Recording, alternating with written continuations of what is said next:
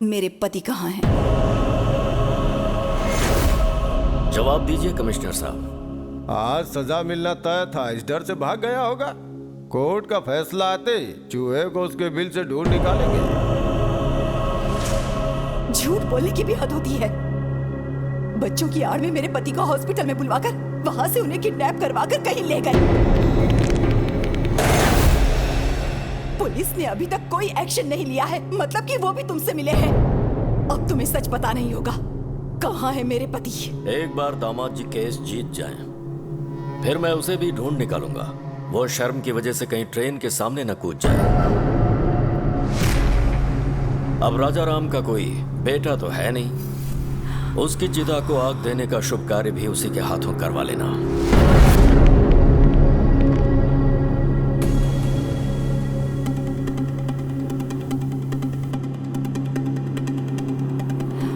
तुम क्या करोगे, कैसे करोगे, मुझे नहीं जानना।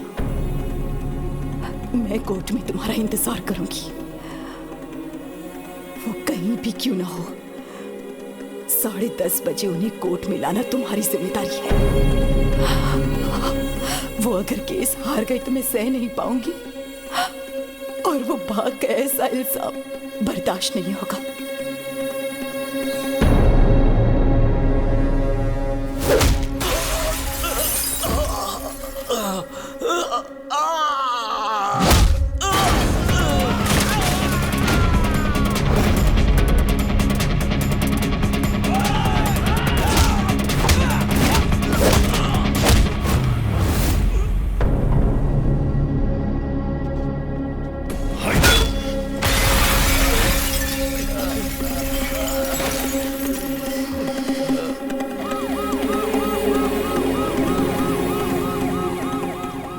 जज साहब पहुंच चुके हैं। राजा राम जी अभी तक नहीं आए, कहीं कुछ गड़बड़ न हो जाए। आप चिंता मत कीजिए, वो जरूर आएंगे। विकी उन्हें वक्त पर जरूर लेकर आएगा।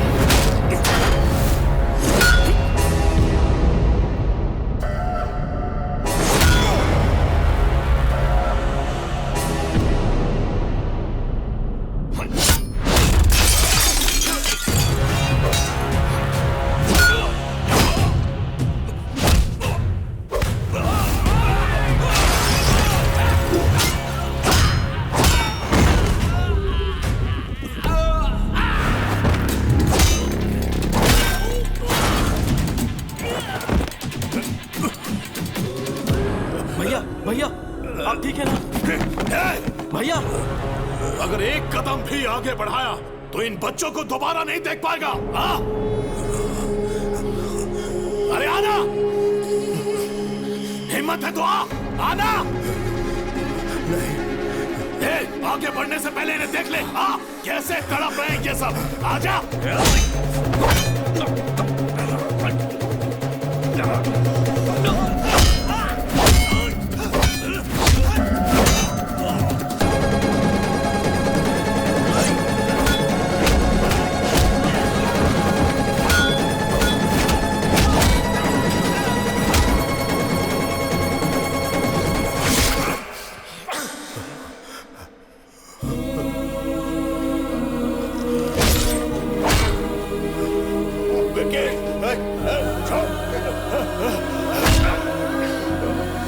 क्यों वकील बाबू, राजा राम नहीं आया ना?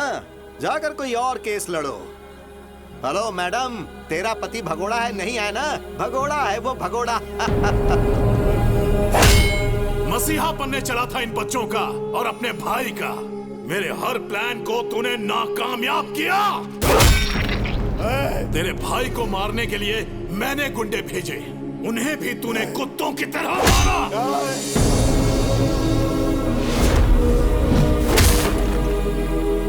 जब तेरा भाई फैमिली के साथ यज्ञ कर रहा था, मैं तभी उन सब की समाधि बना देता, लेकिन वहां पर भी तू ढाल बन गया। तेरी मौत किस तरफ से आएगी कोई नहीं जानता।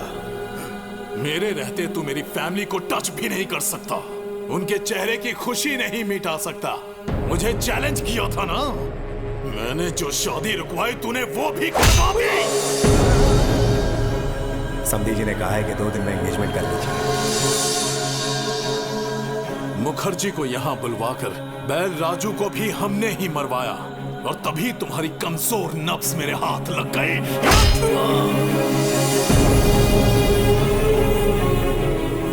चल बचा के दिखा। अपने भाई को बचाने आया है ना, लेकिन आज तुझे कौन बचाएगा?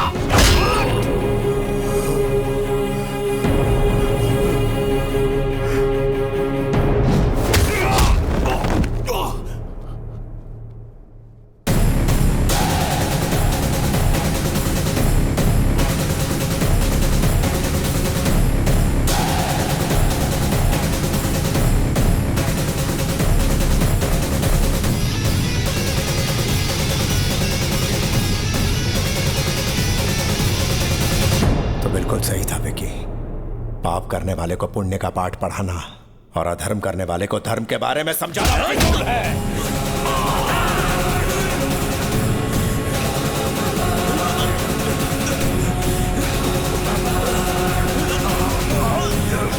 बच्चों को मारेगा?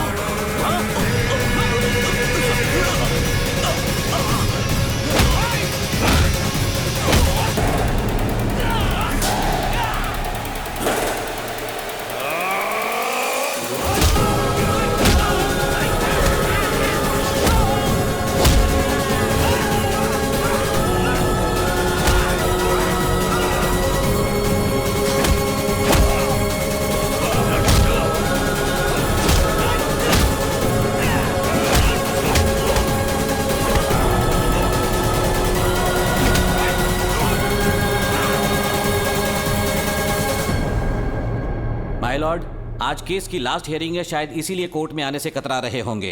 वो केस हारेंगे सजा से बचने के लिए शायद अब तक इस स्टेट से या फिर देश छोड़कर भागने की फिराक में होंगे। रिपोर्टर मैडम, खबर मुझसे सुन लो, वो भाग गया। ऑडियंस को ब्रेकिंग न्यूज दे दो।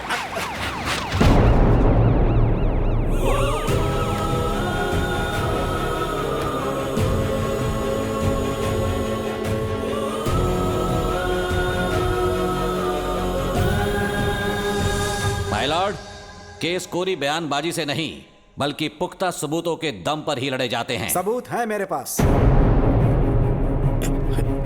जीके के खिलाफ सारे सबूत इसमें हैं। राजू, मेरा नाम बैल राजू है। जीके ने मुझे पैसों का लालच दिया।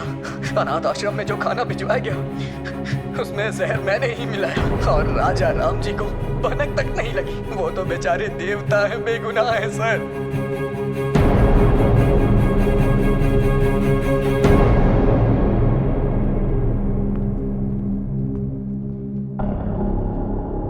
माय लॉर्ड, मैं हूं महेश।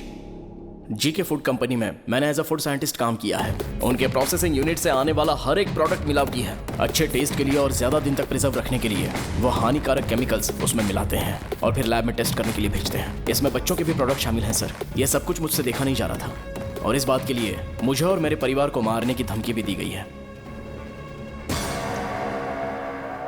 माय लॉर्ड, अपनी प्रॉपर्टी या जायदाद बचाने के लिए या शेयर के भाव बढ़ाने के लिए, अपने होटल की शाख बढ़ाने के लिए यह सब नहीं कर रहा हूं मैं, बल्कि हमारे लिए, हमारे बच्चों के लिए, आने वाली जनरेशन के लिए ये जंग लड़ रहा हूं। लफ्जों से अच्छा खेल खेल लेते हैं। ये राजा राम अपने कॉम्पिटिटर जीके के प्रति रोज नए षड्यंत्र रच रहे हैं। इसमें षड्यंत्र क्या है?